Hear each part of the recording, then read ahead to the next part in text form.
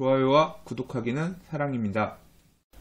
안녕하세요. 반갑습니다. 부동산입니다. 2019년 5월 31일 5월의 마지막 날 금요일입니다. 원래 금요일은 부동산 별별수다 녹화하러 가는 날인데 오늘 조영준 대표님이 무척 바쁘셔서 이번 주는 별별수다 녹화를 못할 것 같아요. 그래서 부동산 뉴스 읽는 것으로 대신 하도록 하겠습니다.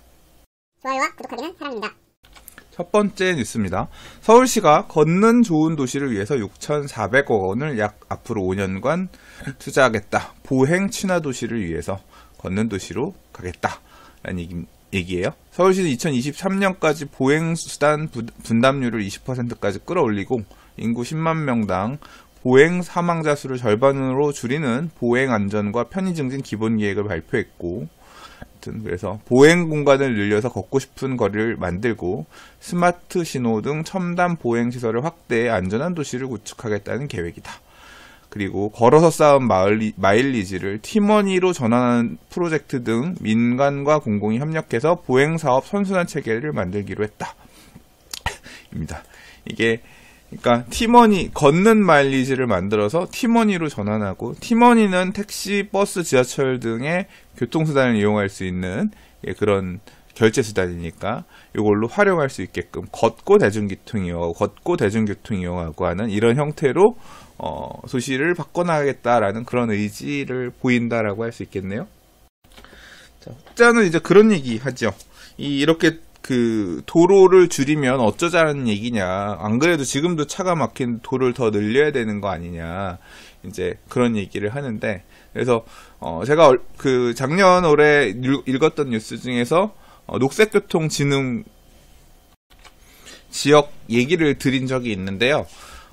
이게 결국 기존에 있던 4차선 도로를 2차선 도로로 줄이고 있던 길을 없애고 자동차가 도심지 안에 못 들어오게끔 하는 녹색교통을 진흥하고 녹색교통이 아닌 애들을 막는 이런 어떤 체계로 이 도심 안을 바꿔나가고 한다고 그랬잖아요. 이제 그런 어떤 이 큰 흐름의 하나라고 볼 수 있을 것 같아요. 걷는 도시.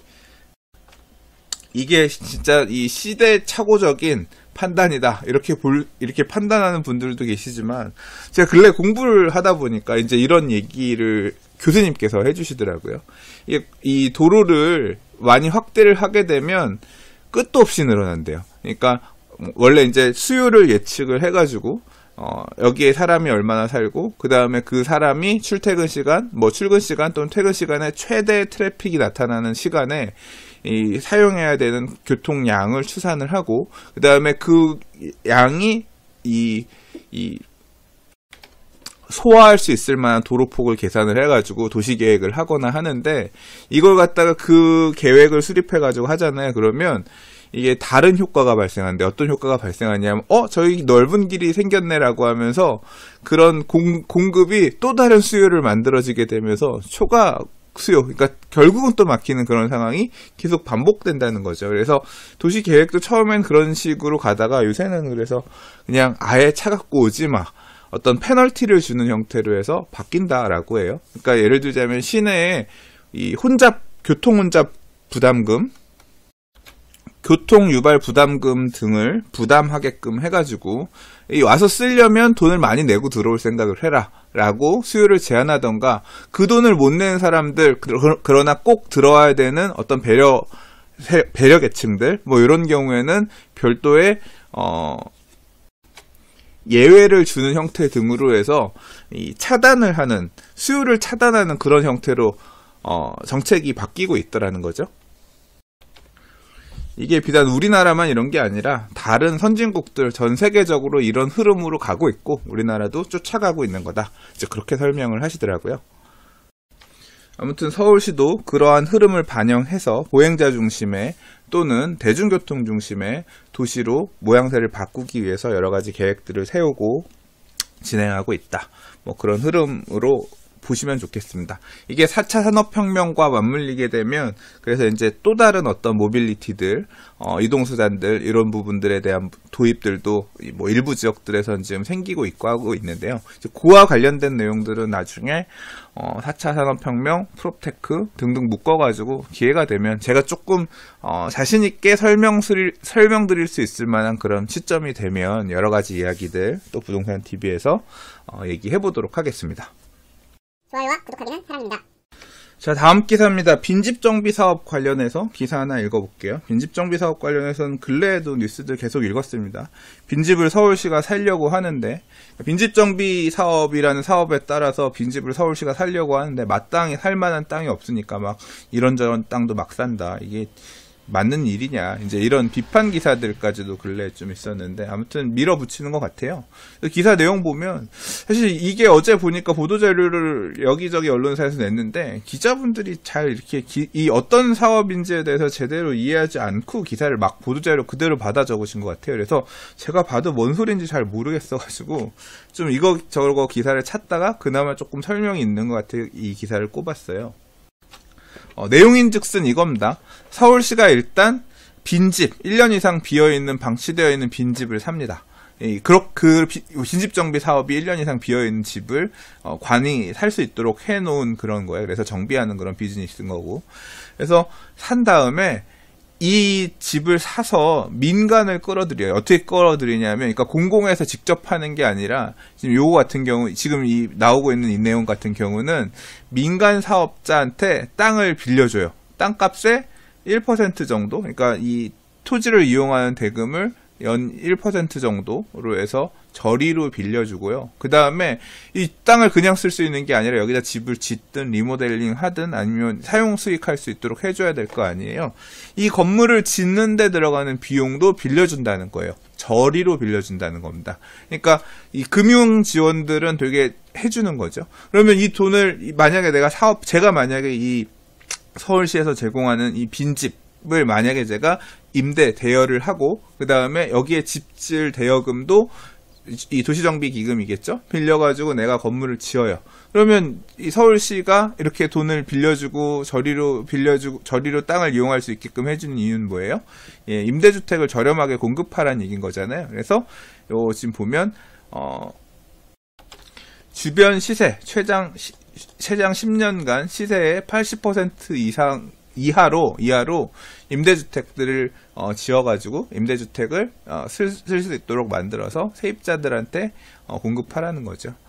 그래서 이제 그렇게 해서 가게 되면, 근데 문제는 뭐냐면 이 토지가 애초에 내게 아니라, 우리가 일반적으로 부동산이 토지의 가격이 올라가는 거지 건물의 가격은 지어진 시점부터 계속 가격이 떨어지잖아요. 감가가 생기죠. 그래서 건물 가격은 빠지고 토지 가격은 올라가는 이런 형태가 되는데, 애초에 토지는 서울시 거니까 개인이 소유할 수 있는 지금 상황이 아닌 거니까 대여료를 내는 거기 때문에 이 건물에 대한 문제가, 내가 돈을 많이 주고 지어가지고 돈을 비싸게 주고 지었는데 임대 수익 조금 빼먹어도 건물 감가가 생기면 결과적으로 지나와서 보면 내가 왜 이 짓 했나 손해가 날 수 있는 그런 사업이 되는 거예요. 그래서 SH 서울시에서는 어떤 식으로 고민을 했냐면, 그러면 집 지은 금액이 있으니까 그 집 짓는 금액은 우리가 보전을 해줄게요. 누가? SH가. 지금 여기서 보면 30년 뒤에, 30년 전, 그러니까 지금 이 사업을 하는 시점에 사업비, 건축비 들어간 부분 정도를 고려를 해서 그 가격으로 사주겠다는 거예요. 그러니까 SH공사가 건물은 나중에 옛날에 지은 가격대로 사드릴 테니까 이런 식으로 좀 자본 갖고 오셔서, 또는 운영도 좀 해주시면서 임대주택을 져주세요. 빈집정비 사업에 같이 민간을 좀 끼어들이게끔 하려고 하는 그런 모양새인 겁니다. 그러면 만약에 제가 이 사업을 한다고 생각하면, 지금 여기에서 보면 지역들, 지금 이 기사에서는 안 나왔지만 지역별로 위치별로 지금 이미 매입이 끝난 토지들이 요번에 이제 나왔고 입찰을 받는 것 같아요. 그러면 이제 제가 여기를 만약에 사업자로 참여를 할까, 내가 민간 사업자를 참여할까, 제가 고민을 한다라고 하면 요 땅을 그 땅마다 서울시가 산 땅 가격이 있을 테니까 내가 매년 지불해야 될 토지 사용료가 얼마일지가 나올 거고요. 그 다음에 내가 여기 집을 짓는다라고 하면 집 짓는데 요 정도 집을 짓는데 얼마 들어갈 건지, 그러면 서울시가 원하는 시세의 80% 이하 임대료, 이 내용 기준으로 해서 내가 받게 될 연 수익이 나올 거고요. 그리고 이제 그 수익, 그 이자 받아서 이 정비기금에 대한 처리이자, 사업비 대여금 이자 내고, 그 다음 그 토지 사용 대금 내고, 그 다음 남는 거, 이 금액 따져가지고 할지 말지 사업 수지 타산 분석해보고 접근하면 되는 거죠. 이게 얼마나 남는 장 날지는 계산기를 좀 두들겨 봐야 알 것 같고, 뭐 이런 비즈니스들 중간에 이제 이런 지역에서 빌라를 짓는다거나 소규모 주택들 짓는 분들 같은 경우 이런 부분에 워낙 전문가시니까 예, 계산기 두들겨 보시겠죠. 예. 근데 이게 보통 일반적으로 이런 시행사업 하시는 분들 같은 경우 임대 목적 주택 하는 게 아니라 보통 져가지고 이 분양해서 팔고, 그러니까 그러면서 이 수익 실현을 대부분 하잖아요. 이렇게 장기로 임대료를 환수하겠다 이런 목적으로 투자들은 거의 안 하기 때문에 얼마나 매력을 갖고 사람들이 접근할지 모르겠습니다. 지금 이제 입찰 공모한다라고 했으니까 입찰하는 사람들이 나오겠죠. 그 결과 보면 이게 시장에서 얼마나 인기가 있는지 없는지 예, 타진이 되지 않겠냐 생각이 됩니다. 좋아요와 구독하기는 사랑입니다. 자, 제가 요새 기사를 많이 보긴 보지만 잘 읽지 않았던 내용 중에 하나가 이 신도시, 3기 신도시 관련해서 2기 신도시 또는 이제 1기 신도시 주민들이 시위하고 있고 불만이 가득하다, 이제 이런 내용들의 기사들이 많이 보이지만 잘 읽고 있지는 않는데요. 같은 연장선상에 있는 이 기사 하나 좀 읽어볼게요. 2기, 3기 신도시의 교통대책이 8월에 나온다. 그러니까 3기 신도시 발표 이후에 기존에 공급되었던 1기, 2기 신도시 소유자들이 일종의 좀 패닉? 3기 신도시를 저런 식으로 지으면 우린 죽으란 말이냐, 이제 이런 내용 때문에 항의 시위들 되게 많이 해요. 지금 뭐 일산, 파주, 뭐 연합 시위가 뭐 어떻다라고 하고, 그 다음에 뭐 어제 오늘 기사 보면 왕숙 들어오게 되면 안 된다라고 해서 사산 신도시 이제 그쪽 주민들 반대, 이제 그런 기사들도 보이긴 했는데, 자, 포인트는 이겁니다. 그런 목소리가 있으니까 3기 신도시 문제는 서울의 주택 가격이 불안해서 발생할 문제인데 서울 안에서 해결하지 왜 우리를 죽여서 해결하려고 하느냐, 이런 불만들이 있는 거고, 이제 그런 불만들을 좀 잠재우기 위해서 뭔가 떡을 하나라도 좀 줘야 되는 그런 상황에 자꾸 지금 놓이게 되는 거죠. 근데 그래서인지는 모르겠지만 교통대책을 8월에 낸다. 1, 2기 신도시의 소유자분들이 이 소유자분들의 불만을 잠재우기 위한 수도권 광역교통대책을 8월께 준비하고 있다. 그래서 남양주, 검단, 수도권 신도시를 포함한 권역별 광역교통망 기본 구상안을 8월까지 마련하기로 하고 뭐 회의를 개최했다라고 합니다. 자, 뭐 6월달, 7월달 두 달간 8차례에 거쳐서 권역별로 간담회를 개최하고 2기, 3기 신도시가 위치한 수도권 권역은 기초지자체장들하고 간담회를 통해서 신도시 교통대책 보완 방안에 대해서 논의를 진행할 거고, 이게 이제 이 안에서 얼마나 현실적인 가능성 있는 교통대책안이 나와주느냐에 따라서 또 그 지역의 수혜를 받는 지역이 또 들썩들썩 할 수 있을 만한 그런 여지도 있지 않겠냐, 그런 생각까지 하게 되네요. 좋아요와 구독하기는 사랑입니다. 자, 덕은지구가 드디어 분양에 나오나 봅니다. 이제 모델하우스 7월 달에 오픈할 거다라는 얘기가 나오네요. 고향 덕은지구는 벌써 한 2년 전부터 저는 얘기를 들으면서 이제 관심 갖고 봤던 지역인데, 상암 있죠? 예, 상암 DMC 이지구 쪽에 바로 옆에 붙어 있는 위치입니다. 그래서 한강변이기도 하고요. 이 지역에 지금 이제 드디어 민간 분양이 나오는 것 같아요. 보니까 하나, 둘, 셋, 넷, 다섯, 여섯, 일곱, 한 7개 정도의 공동주택 필지가 있고요. 그 중에서 A2 블럭, 그 다음에 A5 블럭, 여기 이제 제일 빨리 A5 블럭이 622가구가 8월 정도 나올 것 같고, 그 다음에 A2 블럭 중흥 S클래스가 한 9월에서 10월 정도 분양을 할 것 같아요. 보시는 것처럼 내부에 업무 용지도 되게 많이 있고요. 바로 상암 옆이기 때문에 이 업무 용지의 어떤 성공 가능성, 수요도 충분히 있을 거라고 개인적으로는 생각이 됩니다. 그래서 수립하게 되면 뭐 기다리고 계신 분들 많기 때문에 뭐 인기는 있을 거라고 생각되는데, 기사에서 보면 뭐 1,000만원 초반으로 예상되면서 로또일 거다, 1,000만원대 초중반 정도 얘기를 하고 있는데 제가 볼 때는 택도 없는 얘기인 것 같고요. 일단 분양가는 좀 나와 봐야 알 것 같습니다. 저도 되게 궁금했던 지역이라서 고향 덕은지구 나오는 거 좀 지켜보려고 합니다. 좋아요와 구독하기는 사랑입니다. 자, 오늘 준비한 마지막 기사입니다. 아마 이 내용이 가장 사실 포인트라고 할 수 있는데요. 서울시 도시건축 혁신 시범사업지 발표가 있었습니다.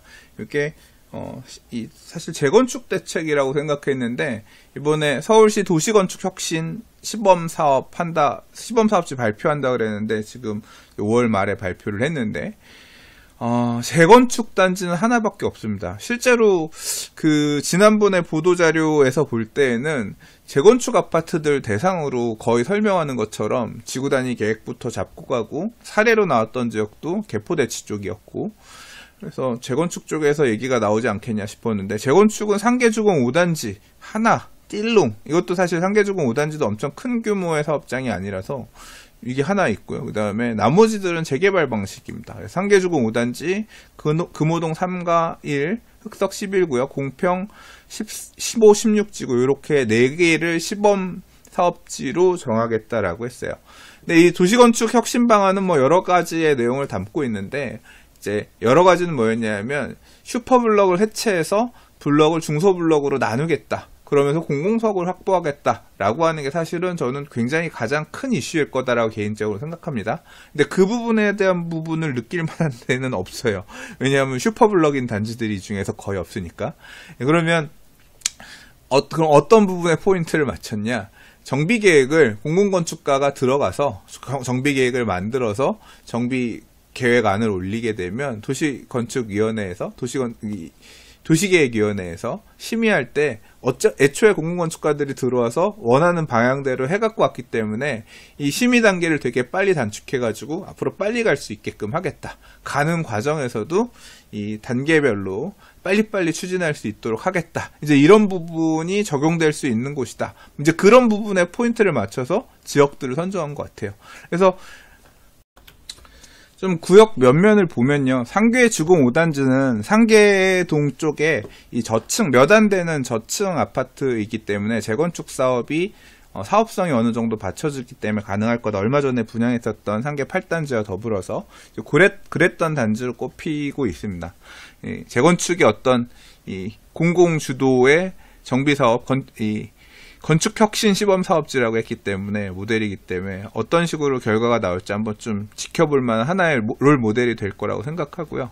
그 다음에 되게 이번 발표에서 되게 놀라운 부분이 바로 여기입니다. 금호동 3가-1이라고 표현되어 있는 데인데, 여기가 어디냐면 과거에 금호 21구역이었던 곳이에요. 금호 21구역이라 그래서 재개발 기본계획이 수립되었던 곳이었는데 해제가 됐습니다. 해제가 됐다가 사실 재추진하던 곳이었어요. 재작년에도 구청이 주도해가지고 다시 재개발하자 주민 설문 받았는데 동의가 원하는 만큼 안 나와서 추진이 안 됐어요. 근데 작년에 다시 또 동의를 받기 시작해가지고 결과적으로는 유의미한 동의를 받았고, 그 내용에 따라서 작년 가을에 11월 정도였을 겁니다. 그래서 작년 가을에 건축행위 허가 제한도 걸고, 그다음에 이제 2025 서울시 도시주거환경 정비 기본계획에 따른 재개발 정비, 그러니까 주택 정비형 재개발 사업에 사업할 수 있게끔 예정구역으로 해달라.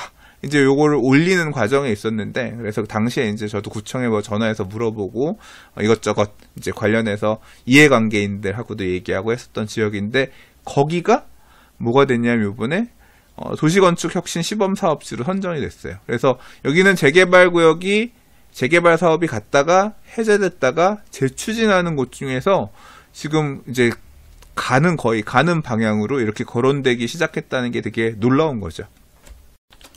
지금 서울시는 내년까지 2030 도시주거환경 정비 기본계획이란 걸 수립한다라고 했는데, 2025에 따라서 지금 아직 재개발 구역이 한 곳도 추진이 안 되는데 여기가 아마 첫 번째 사례가 되지 않을까.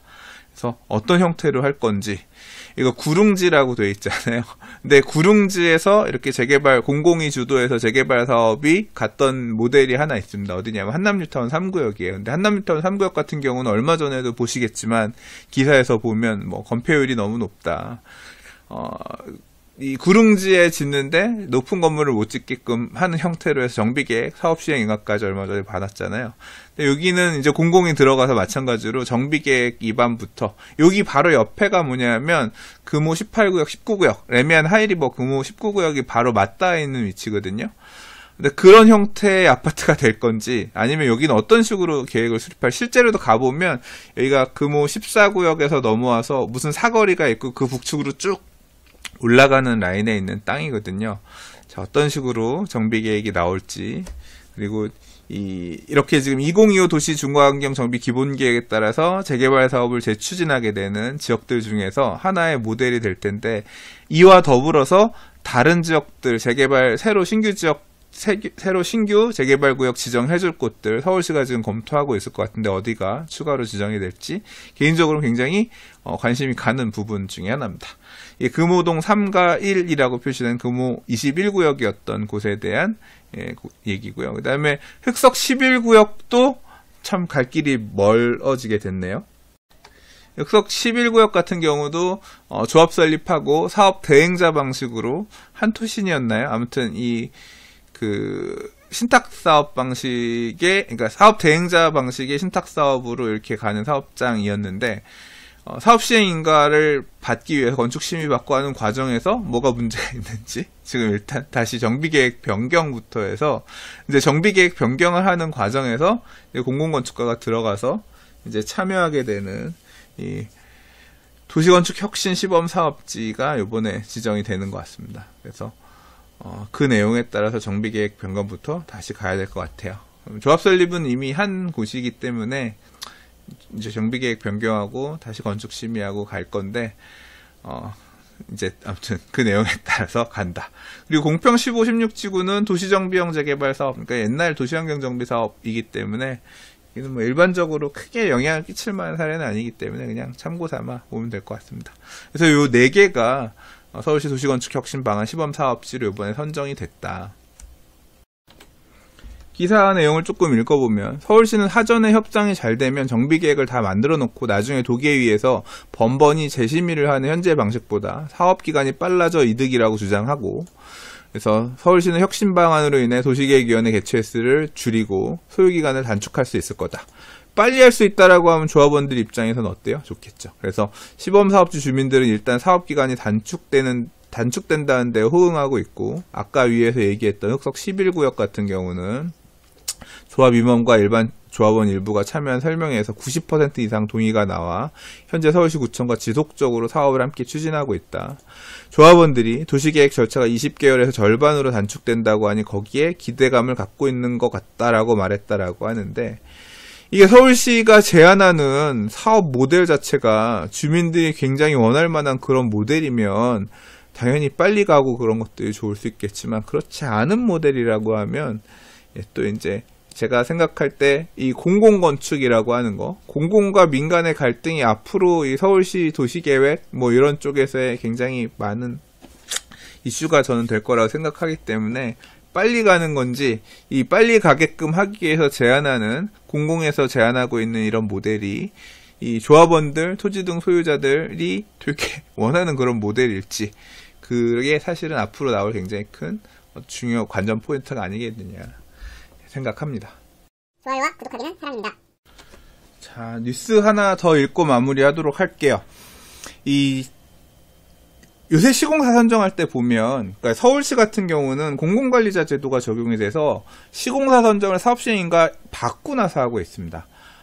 저는 사실 좀 문제가 있다고 생각하는 게, 원래 이 공공관리자 제도를 도입한 이유는 뭐냐면, 시공사들이 과도하게 설계 변경 등을 요구하면서 나중에 공사비를 올리는 이런 것들을 막기 위해서 도입한 거예요. 사업시행 인가를 받으면 어떻게 지을지를 다 정하기 때문에 그 이후에 저렴하게 져줄 수 있는 시공사들을 선정하라, 이제 이런 목적으로. 그래서 그렇게 시공사는 나중에 선정하는 대신에 그렇게 싸게 하게 되면 바로 이제 집만 지으면 되는 거 아니냐, 그때까지 돈은 공공에서 빌려줄게.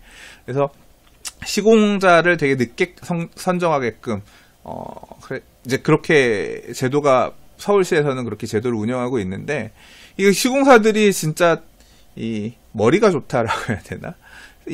저도 이제 시공사 선정 이런 것들 옆에서 보고 경험해보고 하니까 느끼는 건데, 특화안 또는 대안 설계를 가지고 시공사 선정 단계에서 다 뒤집어 흔들어 버립니다. 그러니까 조합이 사업시행 인가를 이 안을 만들어 갖고 결국 사업시행 인가 내용을 대로해서 이렇게 짓겠습니다. 설계안이 다 나오잖아요. 그러면 시공사 그 다음 단계 시공사 선정할 때 시공사들이 어떻게 흔드냐면, 우리는 이렇게 져줄 수 있는데요라고 하면서 대안 설계 특화안을 갖고 오면서 이렇게 다시 지읍시다. 이렇게 짓는 걸로 바꿔드릴게요라고 하면서 조합원들을 뒤집어 흔듭니다. 그러면 조합이 내놨던 안들보다 훨씬 근사한 조감들을 보면 조합원들이 흔들려요. 마음이 흔들리면서, 야, 건설회사가 이렇게 줘준다는데 이렇게 해야 되는 거 아니야 라고 하면서 기존에 받았던 사업시행 계획안은 다시 다 버리고 다시 정비계획 변경 또는 사업시행계획 변경부터 가면서 사업시행 인가 단계를 다시 거쳐야 되는, 경미한 범위면 정비계획 변경까지는 안 해도 되지만 내용이 큰 틀에서 바뀌게 되면 정비계획 변경부터 다시 가서 사업시행계획 다시 변경하는, 그래서 일을 2번 하는 그런 상황이 발생하고, 실제로 대부분의 정비사업들이 지금 이 과정을 거치고 있어요. 시공사 선정 단계에서 건설회사들이 조합원들을 흔들어버려서 대안 설계, 그 다음에 특화 설계를 가지고 만들어버리는 거죠. 이 대안 설계, 특화 설계에 나올 때 제일 많이 나오는 게 이런 스카이 브릿지입니다. 아파트 단지 사이에 이런 스카이 브릿지를 넣어서 인피니티 풀을 넣고 거기에 스카이 피트니스를 넣고 뭐 이런 입주민 커뮤니티 시설을 넣으면서 완전히 차별화된 주택을 넣겠다라고 하는 거죠. 근데 당연히 그런 공사비도 중간에 올라가게 되고 장점도 있지만 단점도 분명히 저는 있다고 생각해요. 근데 아무튼 서울시가 이런 부분에 지금 제동을 걸겠다고 나오는 것 같습니다. 서울시가 과도한 설계 변경을 금지하겠다. 추가 공사 비용 같은 경우는 건설사가 부담해야 되고, 과열 경쟁을 차단하고 조합원을 보호하기 위한 방법이다. 자, 제가 뭐 비판을 하고자 이런 서울시의 어떤 이런 제도를 도입하는 것에 대해서 비판을 하고자 하는 얘기가 아니라, 분명히 문제가 있었던 건 사실이고 서울시가 이런 식으로 개입하겠다, 못하게끔 하겠다, 앞으로 그런 걸 못하게끔 하겠다라고 해서 지침을 만들었다라고 해요. 이런 대안 설계를 제시할 때는 정비사업비의 10% 범위 내 경미한 변경만 허용하도록 하는 관련 지침을 마련한 거고, 바로 시행에 나서게 되는데, 적용 대상은 2010년 7월 이후에 시공사나 설계자를 선정하지 않은 구역으로 서울시 내의 대부분 사업장에 적용될 것이다 라고 합니다. 이게 2010년 7월이 제가 기억하기로 공공관리자 제도를 도입했던 시점인데, 그때 기준으로 해서 시공사 설계자 선정하지 않은 구역은 굉장히 많은 곳들이 다 적용이 될 것 같아요. 지금 제가 기억하기로는, 제가 알기로는 많은 서울시의 재개발 구역들, 재건축 아파트들이 이런 특화 설계 관련해서 사업계획 변경을 하려고 지금 뭐 건축 심의를 다시 받는다거나, 또는 심지어는 정비계획 변경하는 것까지도 이제 하려고 서울시에 지금 올리고 있는 걸로 알고 있는데, 많은 부분에서 영향이 있을 것 같습니다. 어떻게 적용되는지, 각 조합들은 어떤 식으로 대응하고 있는지 저도 개인적으로 이 기사를 봤기 때문에 알아봐야 될 것 같네요. 좋아요와 구독하기는 사랑입니다. 자, 오늘 준비한 뉴스는 여기까지입니다. 오늘도 봐주셔서 들어주셔서 감사합니다. 좋아요와 구독하기는 사랑입니다. 알람 설정도 눌러주시기 바라겠고요. 예, 항상 봐주셔서 감사드립니다. 다음 달이네요. 예, 다른 부동산 뉴스 이슈 가지고 인사드리도록 하겠습니다. 감사합니다. 부동산이었습니다. 부동산의 재개발 강의 2019년 리뉴얼 버전이 나왔습니다.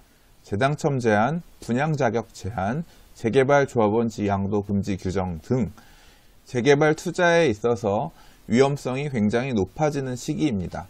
특히 재개발 재추진 구역, 일몰제 등 재개발 투자를 고민할 때 주의하셔야 될 부분들을 중심으로 2019년 강좌를 다시 정리해 보았습니다.